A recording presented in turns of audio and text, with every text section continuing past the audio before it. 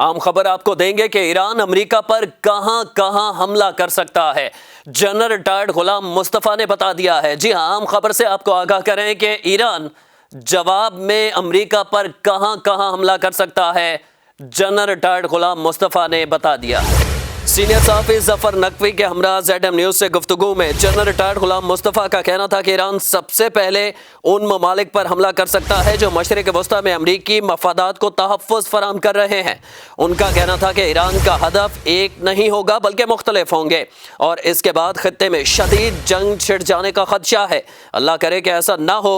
Iran अपने मौक़िफ़ पर डटा हुआ है कि वो जनरल क़ासिम सुलेमानी के कत्ल का बदला हर सूरत में लेगा। एक आम खबर से आपको आगाह करें कि जनरल रिटायर्ड गुलाम मुस्तफा ने बता दिया है कि ईरान बदला लेने के लिए अमेरिका के कौन कौन से हिस्सों पर हमला कर सकता है।